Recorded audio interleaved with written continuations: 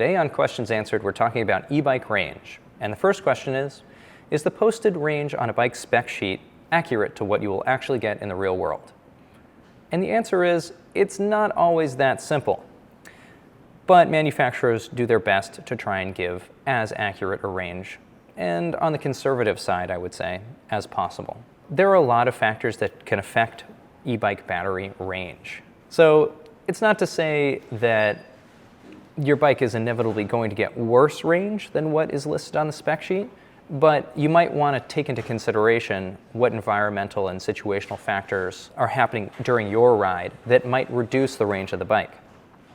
Or if you're trying to maximize your range, how can you cut down on the likelihood that these factors are going to affect your bike's range? The next question is, what factors affect the range of my e-bike? And I'll try and go through them in order of how much they will affect the range on your e-bike. The first one being elevation gain or hilliness. And the hillier the ride is, the more power it's going to take to get you and your bike up the hill.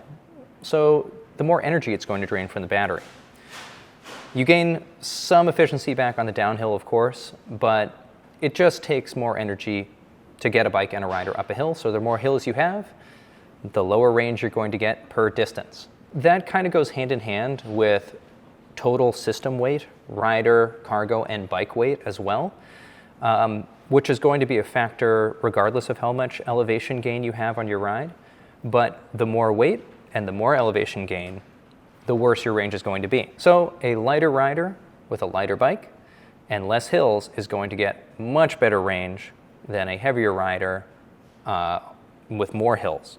The next thing that's going to affect your battery range is the way you ride your bike. Number one being speed. The faster you go, the more effort it takes to maintain that speed. In fact, aerodynamic resistance goes up exponentially as speed increases. So that means it takes a lot more effort to go faster and a lot more energy from the battery. The other riding behavior that can negatively affect battery range is your pedal assist level.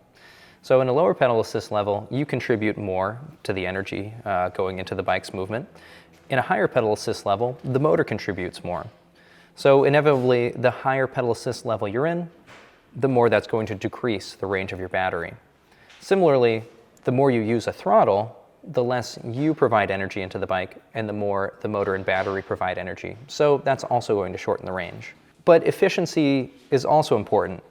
We were just talking about how wind resistance affects battery range. Well, wind can also be an issue if you're out there riding. So if it's a particularly windy day, wind can decrease the battery range. So maybe you'll pick a route that's there and back and you get a headwind out but a tailwind back, and it all nets out. But efficiency is important too, so keep in mind for your tire pressure.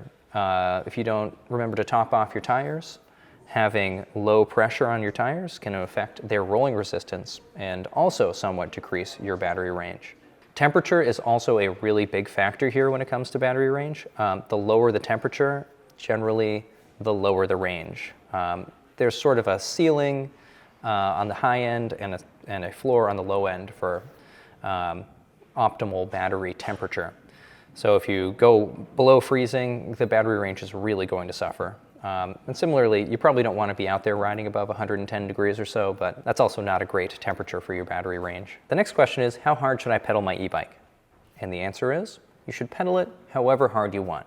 And that's the beauty of an e-bike. You can allow the motor to compensate to achieve the speed you want to achieve without putting in more effort than you feel comfortable putting in. I know a lot of riders who ride on very low pedal assist mode and like to do most of the work, and then they just turn up the juice when they really need it to get that last mile home or to make it up some steep hills. And I also know riders who ride only on pedal assist level 5, throttle whenever they can, and pedal minimally.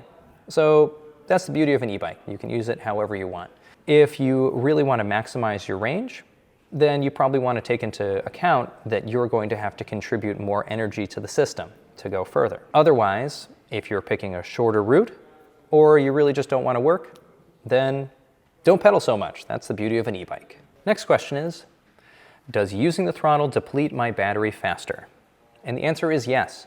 The more you use the throttle, the more you use the motor and energy from the bike, and the less you contribute, the less range you're going to get. That doesn't mean you should avoid using it altogether, but if you're trying to maximize your range, you might want to use it sparingly. The next question is, if I'm looking at a priority bike and I want to get the most range, which one should I get?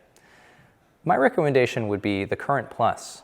That bike has a 720 watt-hour down-tube battery, a mid-drive motor, and a torque sensor, so it encourages you to pedal and contribute to the power of the system. My coworker Will of Will Do It recently put over 91 miles on a Current Plus in one ride.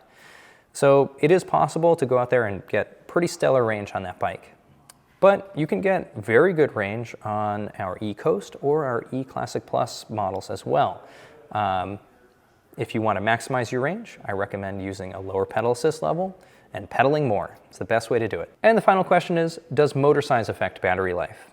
And the answer is yes. A larger motor is more powerful and uses more energy from the battery. So if you're using a higher powered motor in a lower pedal assist level compared to a lower powered motor in a higher pedal assist level, you might find a different result, but apples to apples comparison, a larger motor is going to use more energy. All these factors aren't necessarily make or break things for a ride, and just because it's windy or cold outside doesn't mean you shouldn't go out for a ride.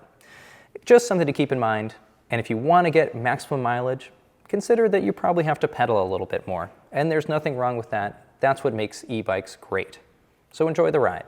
If you have any more questions about e-bikes or anything bike related, post them in the comments and we'll get to them in a future video. Thanks for watching.